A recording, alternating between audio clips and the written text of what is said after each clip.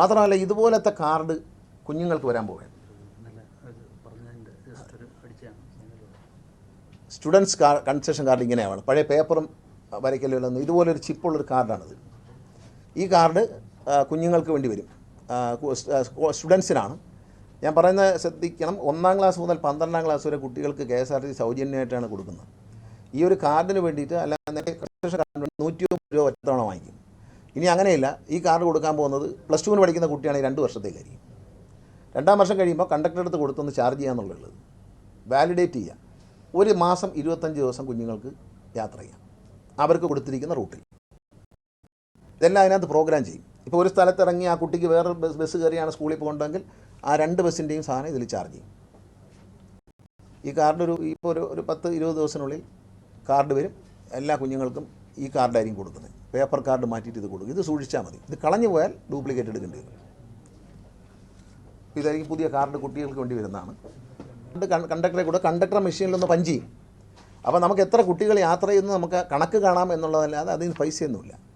പക്ഷേ 150 രൂപയാണ് കാർഡിന് തരേണ്ടത്. കാരണം അത് നേരത്തെ തന്നെ പേപ്പർ കാർഡ് വരച്ചു കൊടുക്കില്ല, അതിന് 150 രൂപ. പക്ഷേ ഒരു കാർഡ് എഴുതി കൊടുക്കാൻ ഒരു 50 കാർഡ് എഴുതി കൊടുക്കണമെങ്കിൽ 3-4 പേരുടെ ജോലിയുണ്ട്. ഇത് വരുമ്പോൾ അതങ്ങ് ഒഴിവാകും. അവർക്കെല്ലാം ബസ് ഓടിക്കാൻ പോവാം. ഈ ബസ് ഓടിക്കാൻ പോകാതെ ഈ കാർഡ് കൊടുക്കാൻ ഇപ്പോൾ പ്രധാന പ്രശ്നം എന്താ പറയുക, നിങ്ങളെല്ലാവരും മാധ്യമങ്ങൾ മനസ്സിലാക്കണം. എല്ലാ ബസ് സ്റ്റേഷനിലും കൺസെഷൻ കാർഡ് കൊടുക്കാൻ വേണ്ടി ബുദ്ധിമുട്ട് സൃഷ്ടിക്കുക. എന്താണെന്നറിയാമോ, കണ്ടക്ടർമാർ വല്ല ലൈനിൽ പോയി.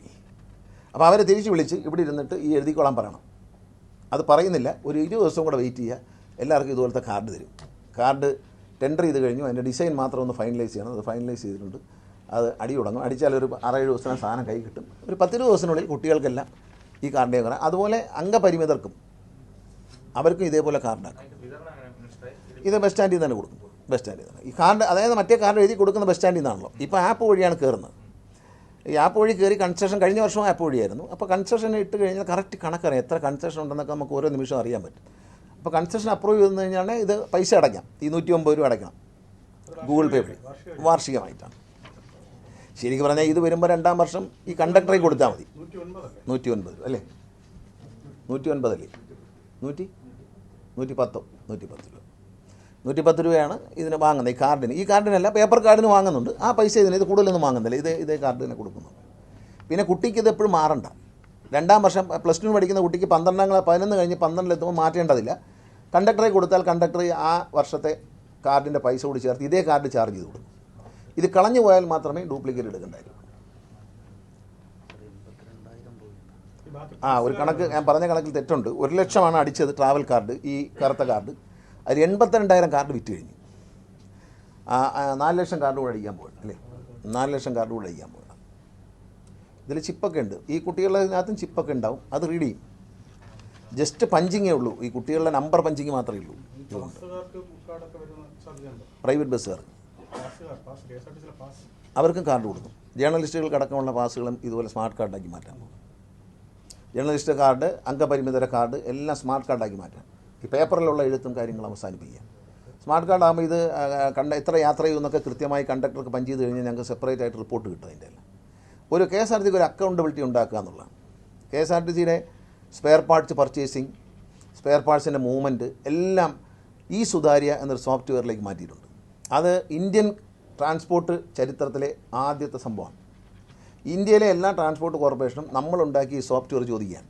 നമ്മളുണ്ടാക്കിയതാണ്. നമ്മൾ പറഞ്ഞു കൊടുത്തിട്ട് അതിൻ്റെ ഓരോ കണക്കും നമ്മൾ പറഞ്ഞു കൊടുത്ത് ചെയ്യിച്ചൊരു സോഫ്റ്റ്വെയറാണ് ഈ സുതാര്യ എന്നാണ് ആ സോഫ്റ്റ്വെയറിന് പേരിട്ടത് ഞാൻ തന്നെയാണ്.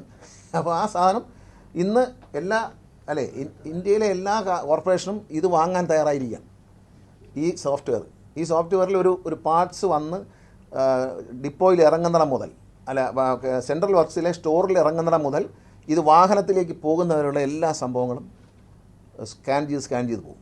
ഓരോ സ്റ്റേജിലും ഈ പാർട്സ് എവിടെ ഇരിക്കുന്നു, ഓരോ പാർട്സും എവിടെ ഇരിക്കുന്നു നമുക്ക് കാണാൻ പറ്റും ഈ സോഫ്റ്റ്വെയർ. പിന്നെ പാർട്സ് വാങ്ങാനുള്ള ഓർഡർ ജനറേറ്റ് ചെയ്യുന്നതും ഈ സോഫ്റ്റ്വെയർ തന്നെയാണ്. അതിന് അടുത്ത ഘട്ടത്തിലേക്ക് കിടക്കുന്നു, പേയ്മെൻറ്റ് കൊടുക്കുന്നതും ഈ സോഫ്റ്റ്വെയർ ആയിരിക്കും. മനുഷ്യൻ്റെ സഹായമില്ലാതെ നമ്മളല്ല തീരുമാനിക്കുന്നത് ഏത് കമ്പനിക്ക് എത്ര രൂപ കൊടുക്കണമെന്ന് ഇനി ഈ സോഫ്റ്റ്വെയർ തീരുമാനിക്കും. അതിൻ്റെ ചെക്ക് അക്കൗണ്ട് വഴി ട്രാൻസ്ഫർ ചെയ്ത് കൊടുക്കാനല്ലാതെ ഉദ്യോഗസ്ഥന്മാർക്ക് അധികാരം ഉണ്ടാവില്ല. ഇതിലൊരു സ്റ്റേറ്റ്മെൻറ്റ് വരും. ആ സ്റ്റേറ്റ്മെൻറ്റിൽ പറയും ഇന്ന കമ്പനിക്ക് ഇത്ര രൂപ വെച്ച് കൊടുക്കാൻ പറയും. അപ്പോൾ നമ്മളൊരു ദിവസം 10 ലക്ഷം രൂപയാണ് കൊടുക്കാൻ ഉദ്ദേശിക്കുന്നത്. 10 ലക്ഷം രൂപ എന്നൊരു കോളത്തിലടിച്ചാൽ ഇന്ന കമ്പനികൾക്ക് ഇത്ര രൂപ വെച്ച് കൊടുത്തേക്കും എന്ന് അത് പറയും. ആ പ്രിൻ്റ് ഔട്ട് വെച്ചിട്ടാണ് പൈസ ട്രാൻസ്ഫർ ചെയ്യുന്നത്.